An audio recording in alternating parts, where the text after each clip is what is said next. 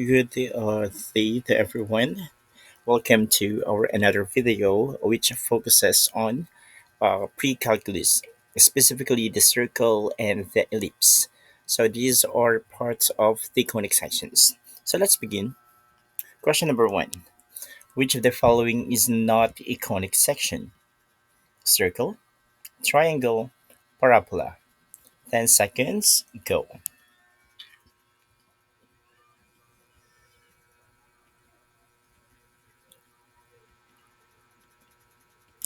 Time's up. So dito sa question na to, ang tinatanong is not a conic section.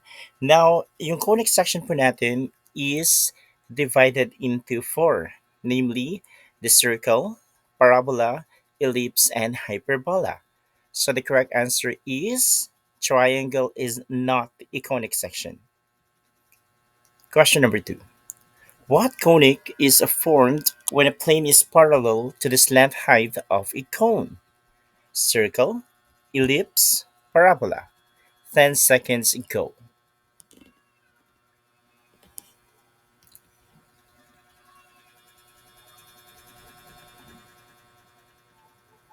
Time is up. So dito, we have a cutting plane and a cone. So again, we have four different conic sections, namely the circle, ellipse, parabola, and hyperbola. So ito po yung circle po natin. So this is your cutting plane and this is your cone.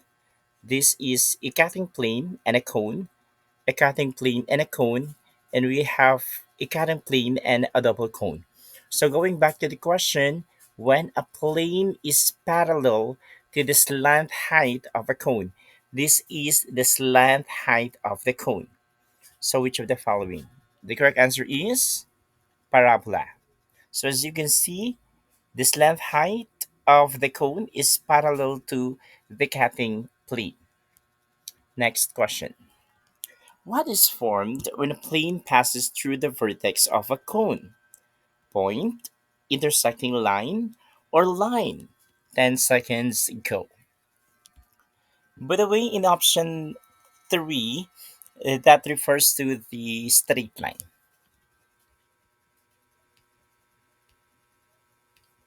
Time is up. So itong mga choices na to, this is part of what? Of a degenerated conic sections. So ito po yung degenerated conic section. We have three, the two intersecting lines, a line, and a point. Going back to the question, a plane passes through the vertex of a cone. Nasaan yung vertex? At the intersection of the two cones. This is the vertex, this is another vertex, and this is another vertex. So the gray plane po, that is our cutting plane. So which of these plane passes through the vertex of a cone? So the correct answer is a point. A circle is formed when the plane is what? Angled and intersects one nap, perpendicular to the base, parallel to the slant. 10 seconds go.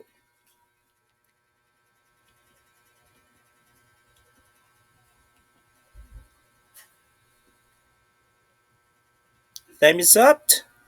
Going back to the figure, this is our circle, this is our cutting plane, and we have your cone. So which of the following is the scenario wherein circle is formed? So the correct answer is perpendicular to the base.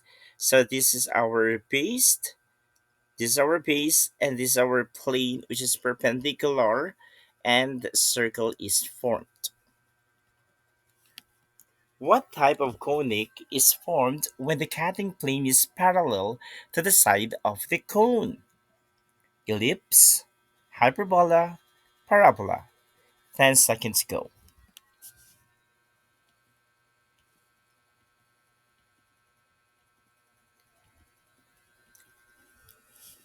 Time is up. So which of the following? So the answer is A cutting plane is said to be parallel to the side of the cone. This is the side of the cone. So which of the following cutting plane is parallel to the side of the cone? So the correct answer is parabola.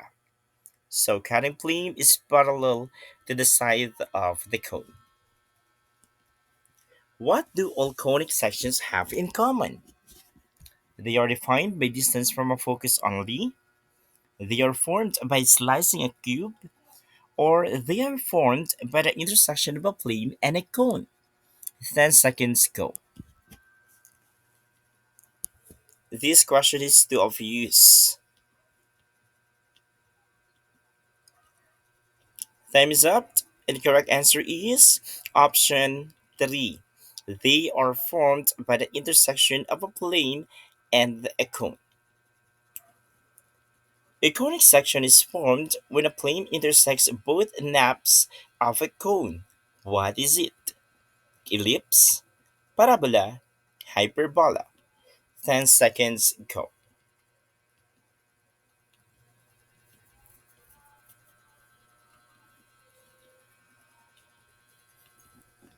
And these are the conic section. So let's analyze a plane intersect both naps of a cone. So the correct answer is hyperbola. So this is the nap, okay, or the surface of the cone. When a plane cuts both naps of the double cone but not parallel to the axis, what is the resulting curve? Ellipse, parabola, hyperbola. 10 seconds go.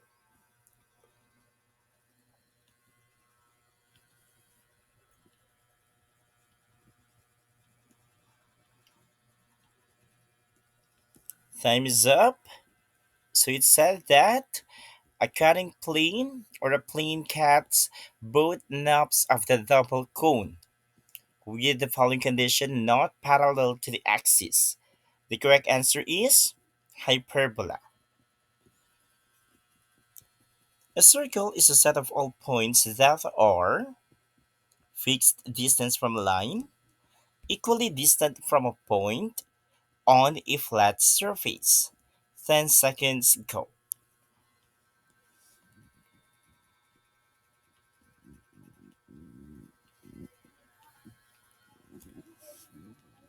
Time is up. So this is the definition of the circle pa.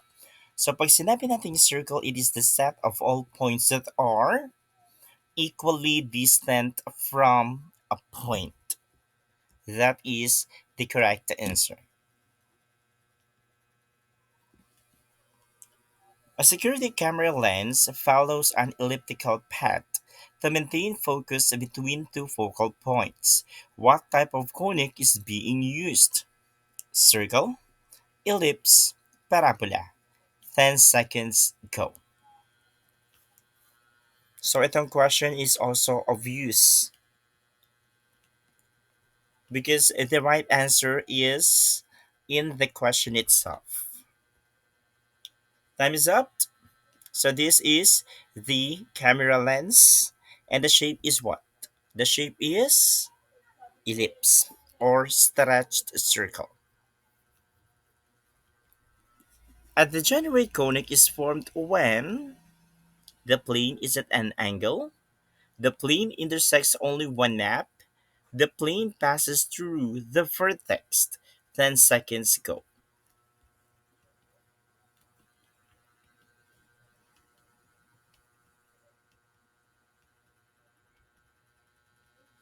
Time is up. So this one focuses on degenerated conic sections. So again, meron pa tayong three degenerated conic. So these are two intersecting lines, a straight line, and a point. So which of these is formed? Okay. So the correct answer is the plane passes through the vertex, and that is a point. What is a circle? Points equidistant from a fixed line, points equidistant from a fixed point, points equidistant from a curve. 10 seconds, go.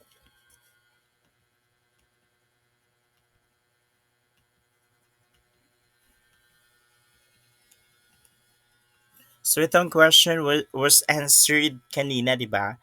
So definition of a circle is the set of all points equal in distance from a fixed point.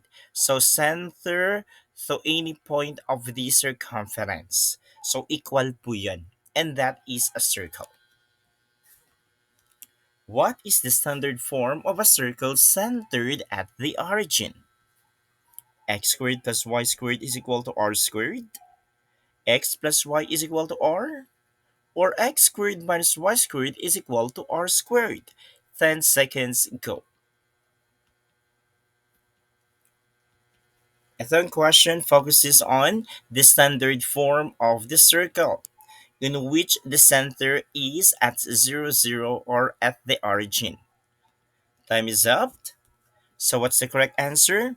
The correct answer is option first. That is x squared plus y squared is equal to r squared. Again, ito po yung standard form ng circle if the center is at 0, 0 or at the origin. Now, if the question is, what is the standard form of the circle if the center is at any point other than the origin? What is the answer? The answer is x minus h squared plus y minus k squared is equal to r squared, where r is the radius.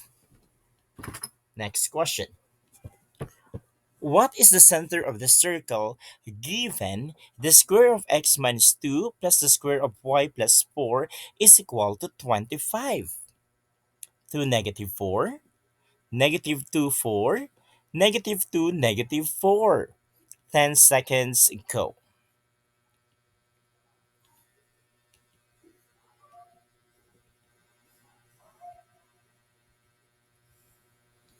Time is up.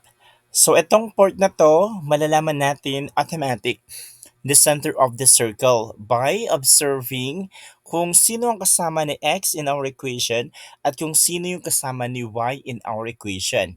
But in this case, kailangan nating alamin yung additive inverse or the opposite of that number. And this is the standard form of the circle. That is, the square of x minus h plus the square of y minus k is equal to r squared. Na kung saan po yung hk po natin is the center. Now, tingnan po natin yung equation natin. So, h po natin is equal to negative 2 dito. We will take the additive inverse kabaliktaran po. And that is positive 2. So, alin dito yung positive 2? Yung first option. So, tingnan natin yung y naman natin. Yung k natin, kasama niya si y. Kunin po natin yung additive inverse. Since this is positive 4, ang magiging sagot ni k is negative 4. And that is the first option. Now, what if the question is, what is the radius? In this equation po, 25 is r squared. What is the value of radius then? That is square root of 25, or that is simply 5. What is the radius of the circle with this given equation? 6, 36, or 18? 10 seconds, go.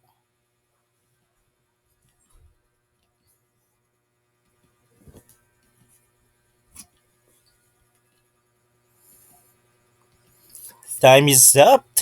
So we have here, mere inspection lang din tayo dito. So using pa the standard form of the circles equation. So yung r po natin or the radius, makikita po siya sa dulo. Okay, or sa right part of the equation. And that 36 is our r squared. Yung tanong po is the radius alone. So para makuha po yung value ni r, okay, we will take the square root. Square root of r squared is r. And the square root of 36 is 6, and that is the value of your radius. And this is the answer. Which of the following is the general form of a circle? Option 1, option 2, or option 3? 10 seconds go.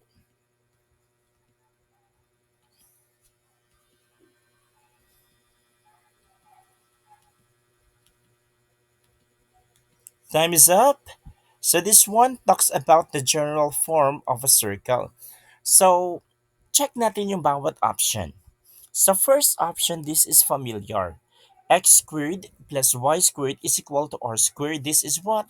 This is the standard form of the circle in which the center is at the origin, or 0, 0. Yung second option naman, this is the general form. So aside from this, other books uses ax squared plus by squared plus cx plus dy plus d is equal to 0, in which a, b, c, d, e, and the f in this example is constant, or that is the coefficients. Now, in the third example, this is also a standard form. But this time, the center is at HK, or any point, okay, on the circle. So what is the correct answer? The correct answer is option 2. This is the general form of the circle. Next question. What is the standard form of this? First option, second option, or the third option? 10 seconds go.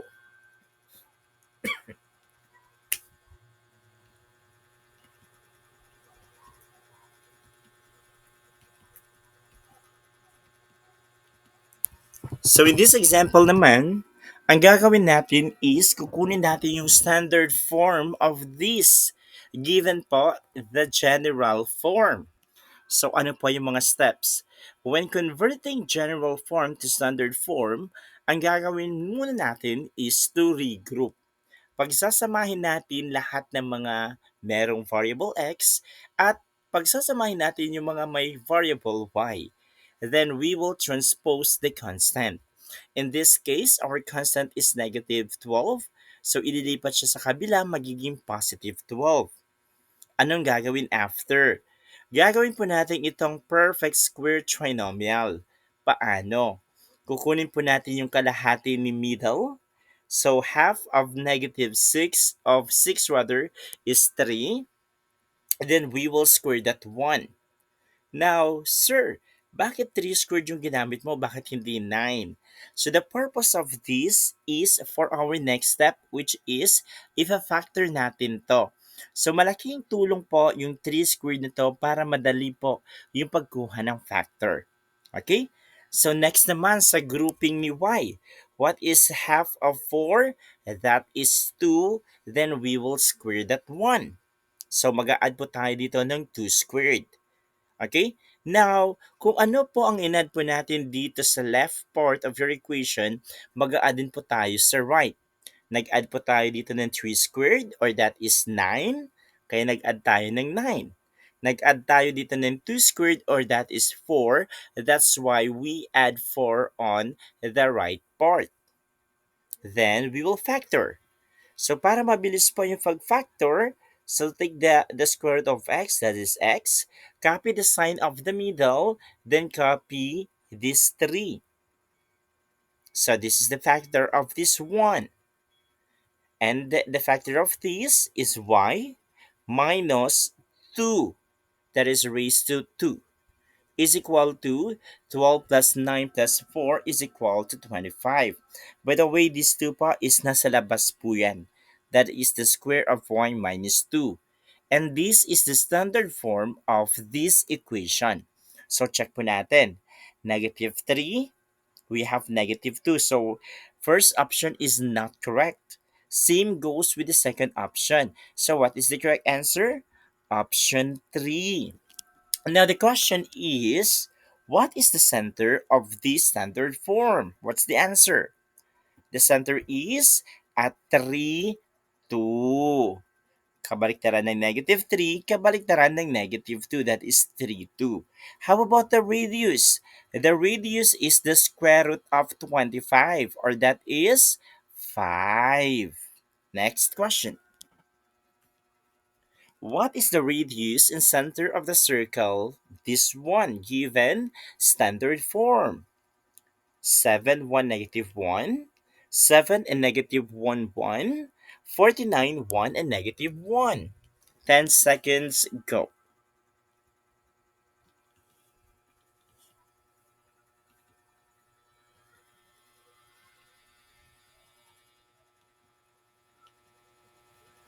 Okay, time is up. So by mere inspection, alam naman natin 'di ba na yung formula for the standard form is this. Kung sino ang kasama ni x, yun yung value ni h, but kabaliktaran po or additive inverse. Same goes to our k. Kung sino po yung kasama ni y, that is the value of your k. Pero additive inverse. So tingnan po natin dito, yung kasama ng x is negative 1. Kabaliktaran ng negative 1 is positive 1. And that is the value of h. At kasama ni y po is positive 1. Additive inverse is negative 1. That is the value of your k. And this is the center. How about the radius? 49 is r squared. Get the square root of both sides to get 7. Thus, the radius is 7. So the correct answer is 7, 1, and negative 1. And that is letter first option. Which graph represents the equation x squared plus y squared is equal to 16? Circle centered at origin, radius 4. Circle centered at 4, 0, radius 4. Circle centered at origin, radius 16. 10 seconds ago.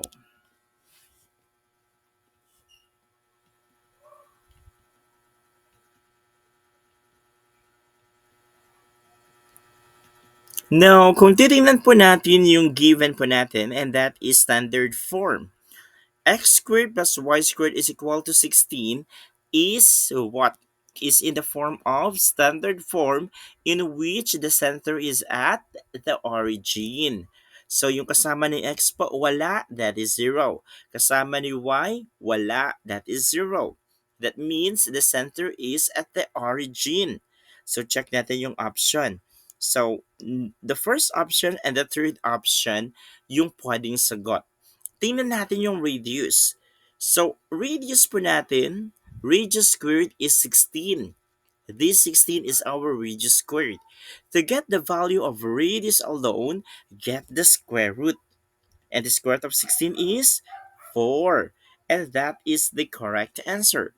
Circle centered at origin, radius is equal to 4. Which is the equation of a circle with center 0, 0 and radius 3? 10 seconds, go.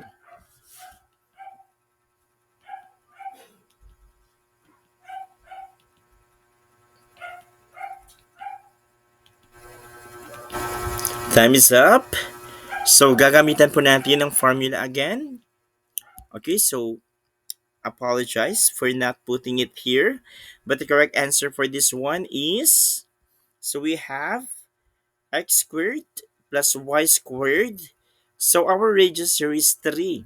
To get r squared, simply multiply 3 by itself 2 times. 3 times 3 is 9. And what is the correct answer? Option 2. X squared plus y squared is equal to 9. This is the correct answer.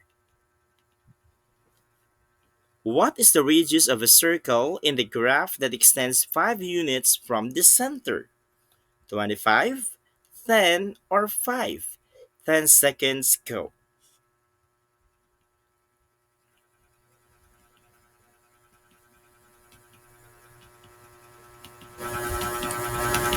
Time is up. Let's analyze the given. extends 5 units from the center. So that means this is a line segment na kung saan po yung first point po is at the center. So that means the other point of that line segment is at the circumference. Now, the question is what is the radius? So 5 that extends from the center is also the radius, and that is the correct answer, 5. What is the center of a circle that appears at 3 units right and 2 units down from the origin? 3 2, 3 negative 2, or negative 3 2? 10 seconds go.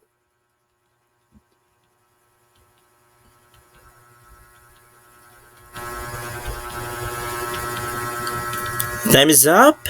So let's focus on the direction. So we have a right and left, that is the x value.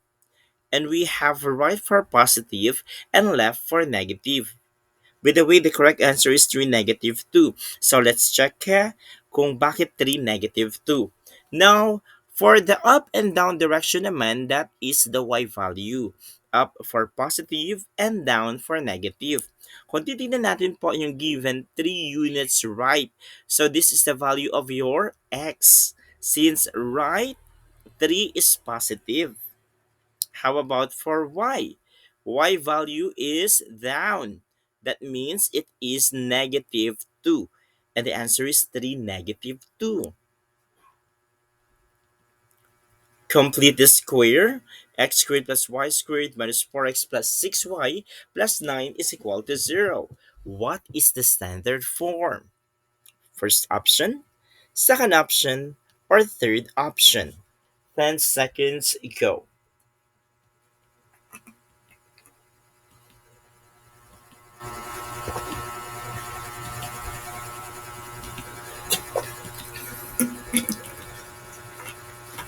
Time is up. So, ang gagawin muna natin dito is i-transform natin itong general form to standard form. How? So, una natin gagawin, kopyahin muna natin. So, the first step here is to regroup. Lahat ng x magkakasama, lahat ng y magkakasama. And then we will add, okay? Para magiging perfect square trinomial po ito. Half of 4 is 2 squared. Ito po yung i-add natin dito. And half of 6 is 3, then square that 1. Ito naman po ang i-add natin dito. Now, the rule is, kung anong in-add sa left, ganun din po ang i-add sa right. 2 squared is 4, kaya nagdagdag tayo ng 4. 3 squared is 9, kaya nagdagdag tayo ng 9. By the way, this negative 9, galing po siya sa taas. We transpose positive 9. Then, simplify. Factor po natin to. Square root of this is x. Copy the sign. 2 and copy the 2. So same goes. Square root of y squared is y. Copy the sign, which is positive, and get the 3. And that is the factor of this. Then add the right part. Negative 9 plus 9 is 0, plus 4 is 4. So what is the standard form? The correct answer is option 1. The square of x minus 2 plus the square of y plus 3 is equal to 4. Question number next, which represents a degenerate circle. 10 seconds, go. So pag sinabi nating degenerate circle, ito yung equation ng circle na kung saan hindi tayo makakabuo talaga ng exact circle. So which of these? Time is up. So para makuha po yung degenerate circle, ang titingnan lang po natin is the radius. What is the radius? So if the radius is equal to 0, then we can form a degenerated circle. So which of these is the answer? The answer is the first option. So that is x squared plus y squared is equal to 0. This is the degenerated circle. Kung i-graph po natin ito, wala po tayong mabubuo. Okay? Maliban na lang po sa isang point. Yun lang po ang mabubuo natin.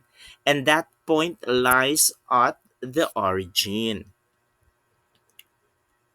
Convert this to standard form.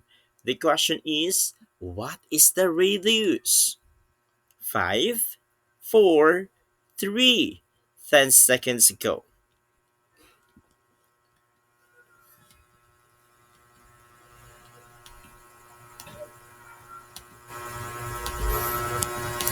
Time is up.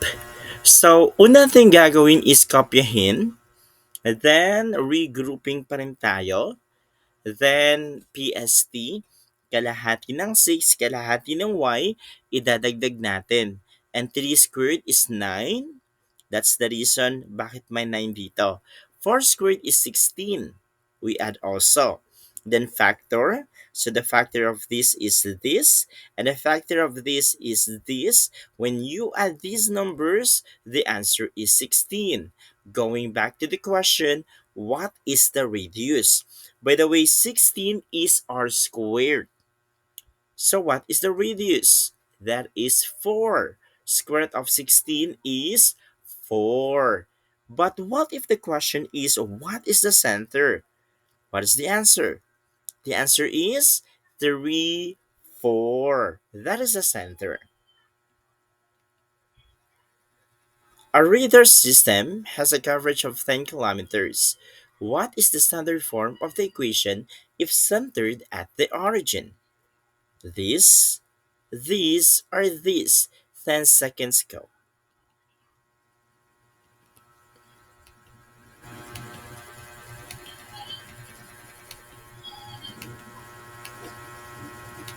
Time is up. So this one talks about the circle. So the question is, what is the standard form of the equation if centered at the origin?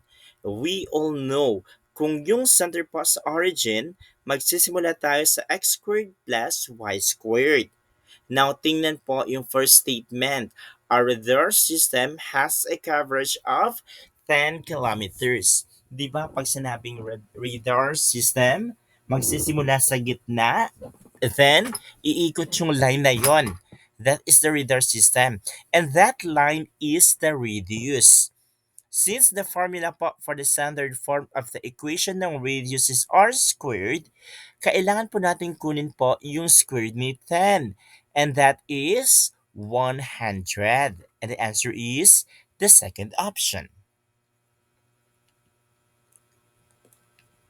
What type of ellipse is represented by these? Horizontal, vertical, or degenerate? 10 seconds go.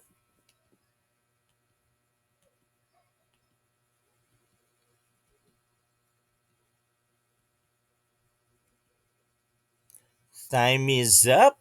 So which of the following is classification of ellipse?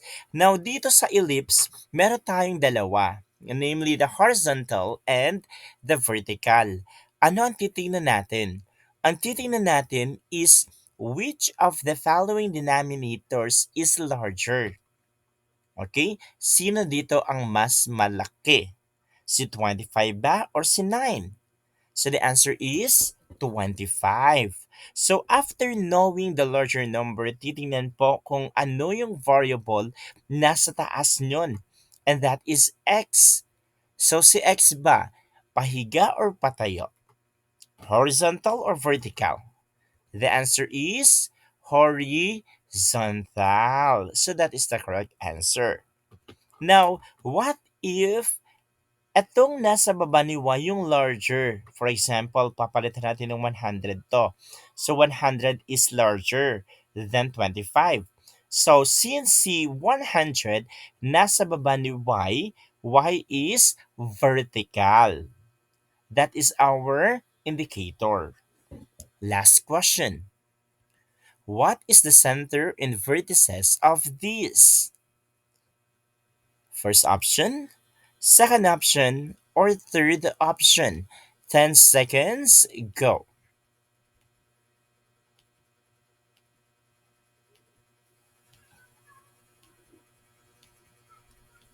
Time is up. So, titignan lang po natin dito. Same goes with the circle.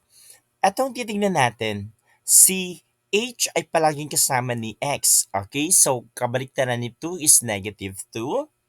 So, meron tayong dalawang negative 2.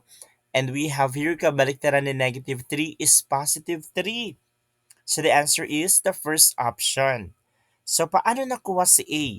A squared is 16. So square root of 16 is 4. And square root of b squared, which is 9, that is square root of 9 is 3. So we have the vertices. Ito, this is the vertices and we have the co-vertices. So the answer is the first option. By the way, this is the computation. So a squared is 16, thus a is 4. B squared is 9 since B is equal to 3. So the answer is the first option. That's for now for our pre-calculus first part of the conic section. See ya sa next na vlog.